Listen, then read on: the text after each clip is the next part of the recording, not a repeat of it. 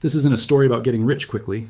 It's not really about technology either. This is about a direct challenge to the most powerful system humans ever built. For 5,000 years, money has been a story of trust in powerful intermediaries. What if that entire history was just a long prelude to something else? Imagine a form of money that doesn't require you to trust a king, a bank, or a government. That's the quiet revolution hiding inside your screen right now. It began with a 9-page document published under a fake name. The idea was deceptively simple, but philosophically explosive. Could value exist purely as a shared belief in mathematics? Let's be honest, that sounds a little crazy at first. You know, the whole system runs on a public ledger anyone can check. No single entity controls the database or can decide to print more. The supply schedule is written into the code for everyone to see. But why should anyone care about a digital token with no backing? That's the question that cuts to the heart of it, isn't it? For all of recorded history, money has always been something. It was a shiny metal, a paper promise, or a digital entry in a bank's private ledger. Bitcoin proposed that money could simply be a verifiable record on an immutable timeline. It swapped gold's physical scarcity for cryptographic scarcity.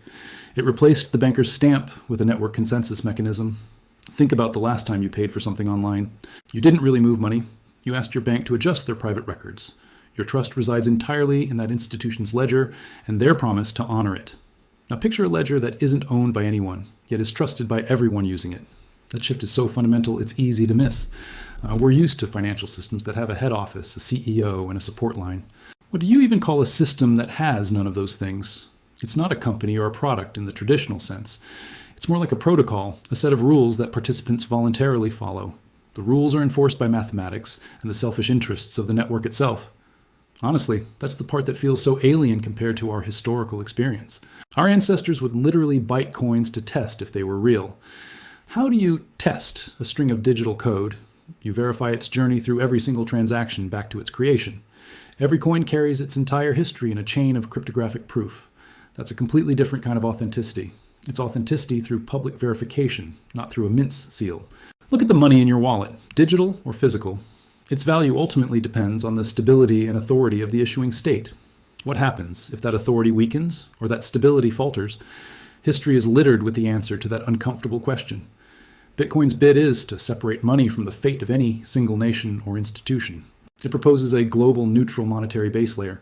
But can a digital abstraction ever feel as real as a piece of silver? Our attachment to physical money is deeply cultural, not just practical.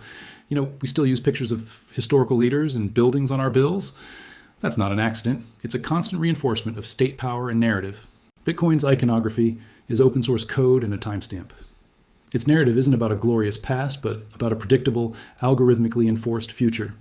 The schedule of new coins is locked in until the year 2140. That's a promise no human authority can break, only the collective network can choose to change. And changing it is practically impossible because it requires near universal agreement. So the system is rigid by design, which is its core strength and its greatest criticism. Isn't a money system supposed to be flexible to help people during crises? That's what our current rulers have always told us anyway. A gold standard was abandoned because it was too rigid for modern finance. Central banks were created to manage the money supply actively. Their job is to loosen or tighten the valve based on their economic goals. What if the whole idea of a managed money supply is the problem, not the solution? That question forces us to re-examine the last century of economic policy. We've been taught that expert management smooths out the booms and busts. But look at the long-term chart of global debt and currency devaluation. You see a steady erosion of purchasing power, punctuated by catastrophic failures. The promise of stability has often delivered the opposite for the average person. So what's the alternative to a managed system? It's a system with no management at all, just predetermined rules. Think of it as a monetary constitution that's incredibly hard to amend. Its primary feature isn't smart adjustment, but predictable, relentless scarcity. But is a predictable digital scarcity truly valuable or just a clever trick? Value, after all, is a collective hallucination we all agree to participate in. We agreed on seashells, then lumps of metal, and now on central bank digits. The shift to each new form must have seemed utterly ridiculous at the time. Why should this latest proposal be any different? Maybe it's different because the hallucination is now provably limited by code. You can't find more Bitcoin by discovering a new continent or mining a new asteroid. The resource isn't out there in the physical world. It's in the coordination of a network. Its value stems from the cost to secure it and the collective faith in its algorithm. That faith is tested every single minute by attackers trying to break the rules. And so far, the rules have held. That's the curious thing about a system with no leader. It defends itself through aligned incentives, not through command and control. Miners spend real-world energy to process transactions and secure the ledger. They're rewarded with new coins and fees, but only if they follow the consensus rules. Cheating is immediately obvious to the network and results in a wasted effort. So honesty becomes the most profitable strategy. Honestly, that's a pretty radical way to run a multi-billion-dollar system. It turns traditional security models completely inside out. We're used to fortresses and guards protecting our gold and our data. Here, the thing of value is protected by making an attack more expensive than playing along. But doesn't that energy used make the whole thing wasteful and irresponsible? It's a fair question, and one that deserves a clear-eyed look. The network does consume electricity, often compared to small countries, yet that cost is the literal price of its security and its decentralization. It's the digital equivalent of spending resources to mine and refine gold. The key difference is where that energy expenditure leads.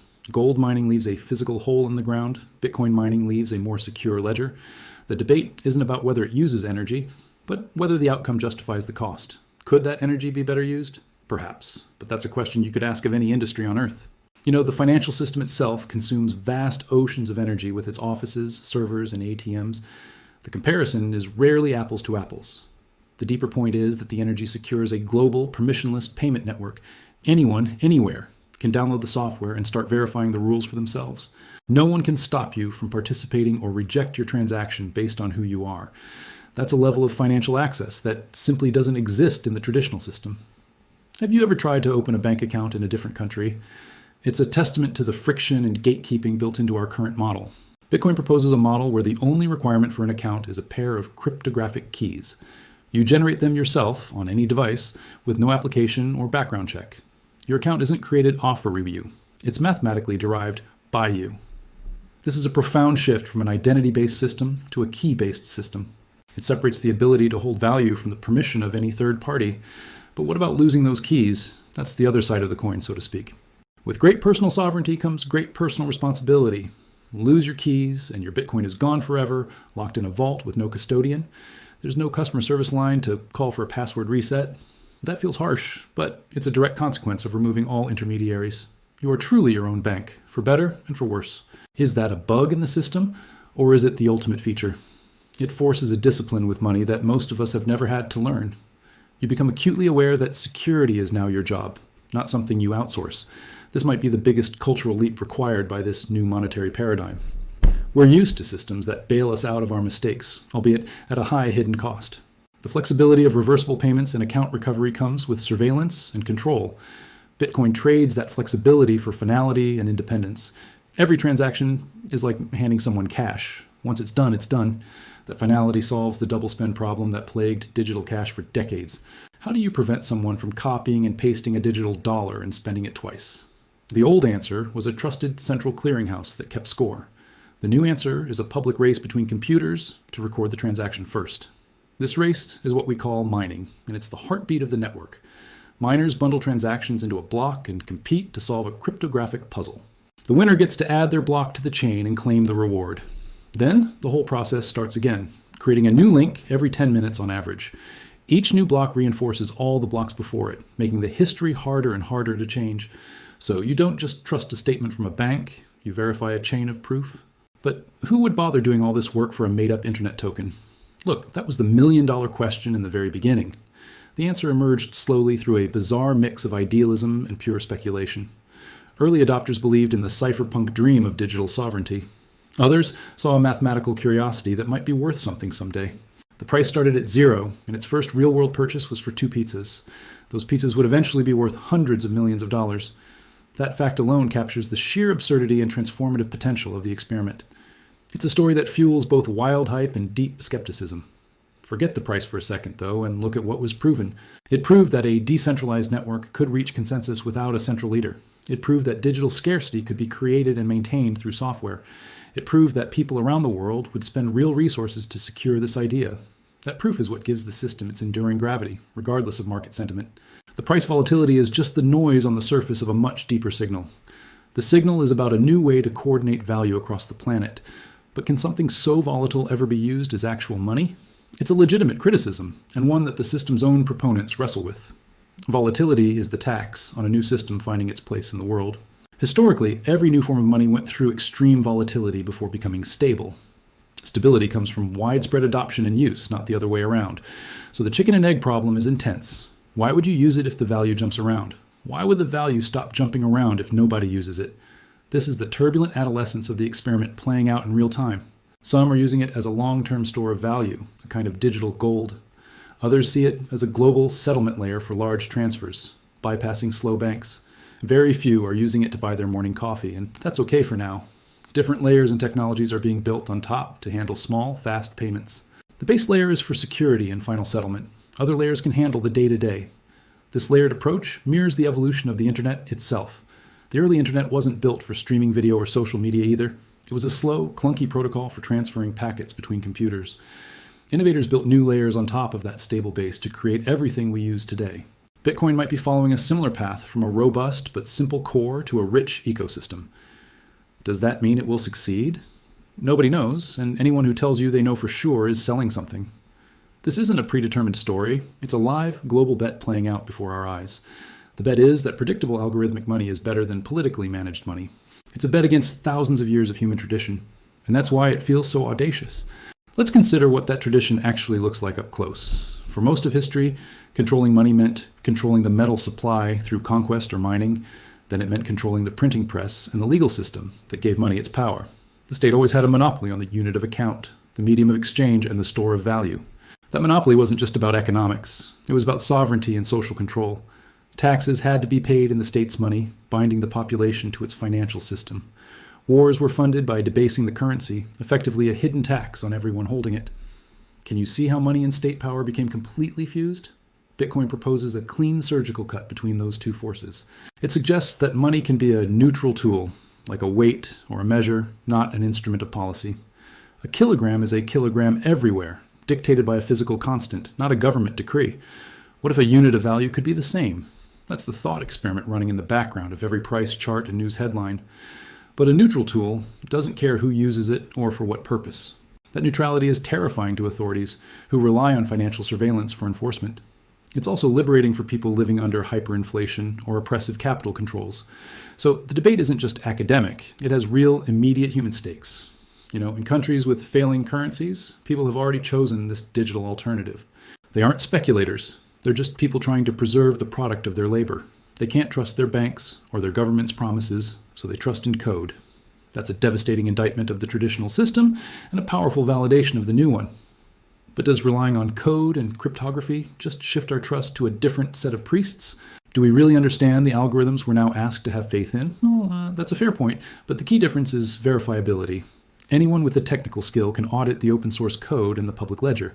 You can T-audit a central banker, yes, private deliberations, or a government, yes, secret printing. The system's rules are transparent, even if its long-term effects are unpredictable. Its monetary policy is not a mystery. It's written in a few lines of code for all to see. 21 million coins, having rewards every 4 years, diminishing issuance until it stops. That's it. There's no committee meeting to debate quantitative easing or emergency rate cuts. The network just follows the script, indifferent to recessions, wars, or political cycles. This indifference is often labeled as a fatal flaw. How can a good money system be so uncaring about human suffering?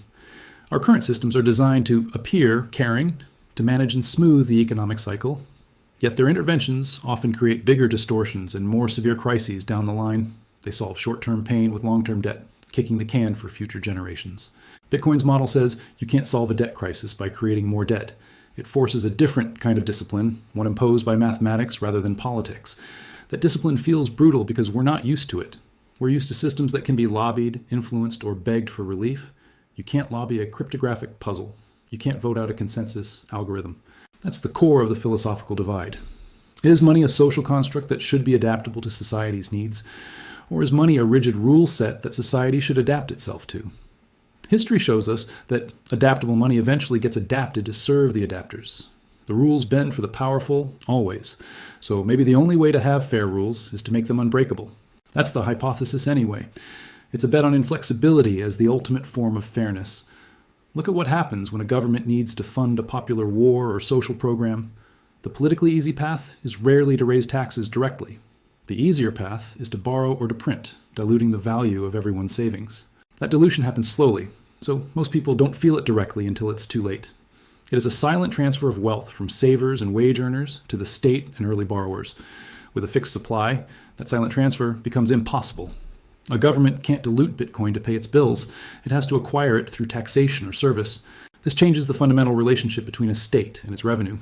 It forces transparency and real trade-offs in spending. Can modern governments even function under that kind of constraint? Many argue they cannot, and that's precisely why they will fight it.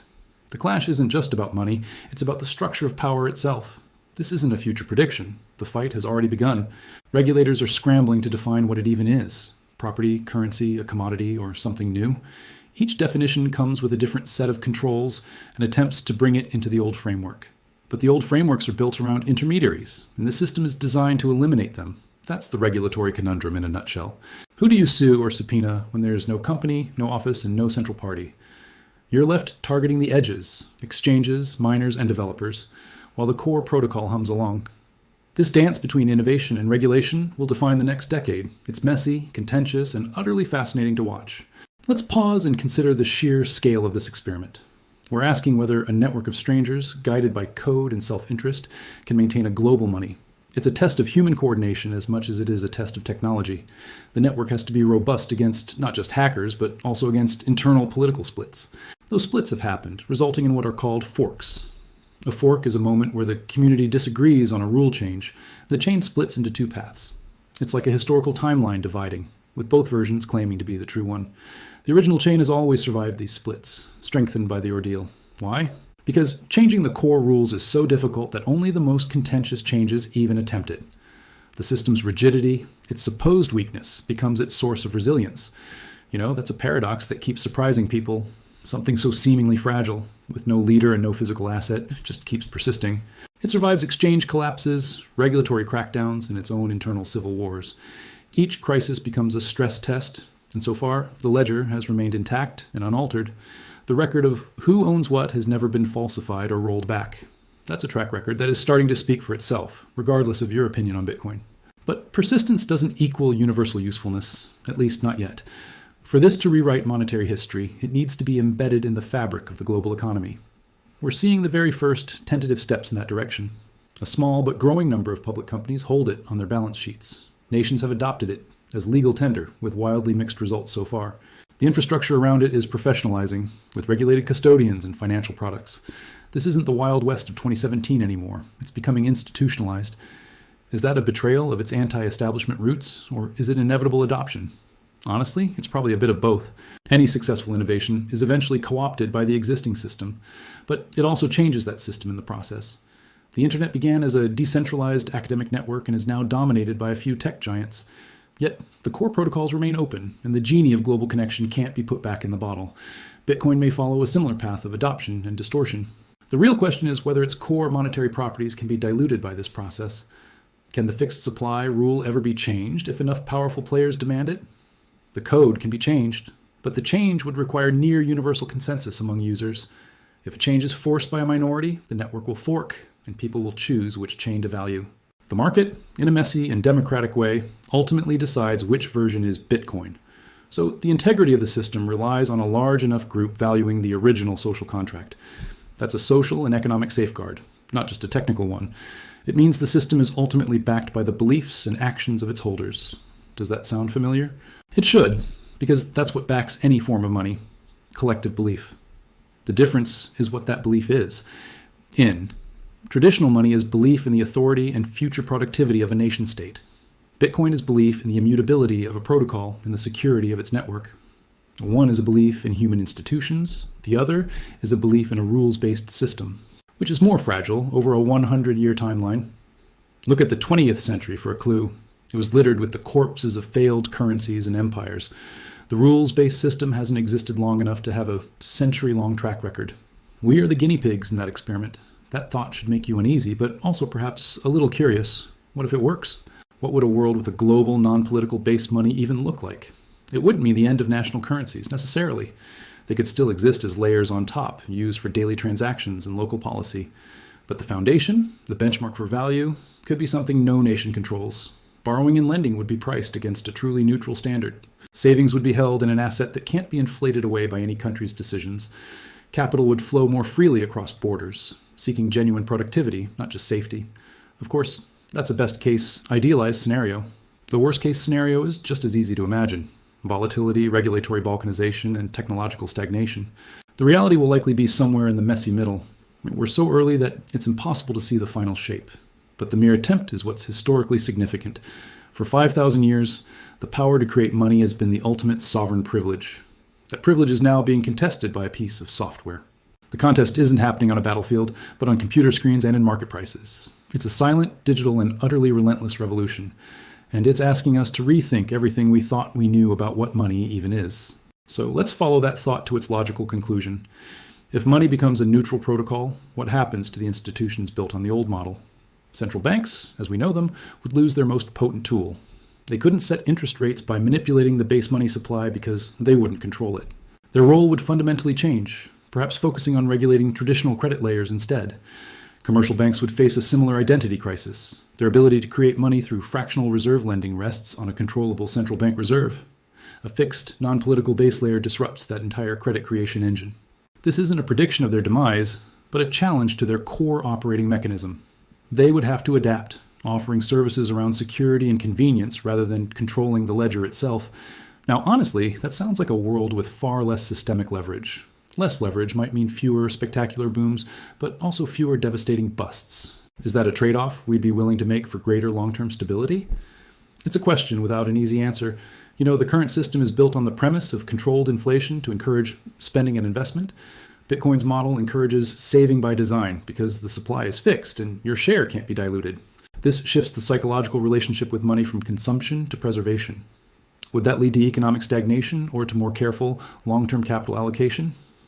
Again, we're in the realm of theory and passionate debate.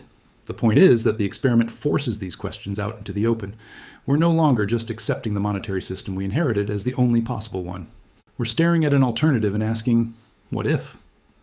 That questioning alone is a monumental shift. For millennia, the nature of money was rarely up for public discussion. It was a fact of life, like the weather. Now, it's a conscious design choice. And design choices have consequences for who wins and who loses in a society. The early adopters of this new system stand to gain enormously if it succeeds, which seems unfair to many.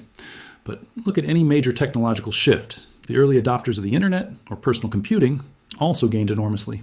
The distribution of a new technology is always uneven at the start.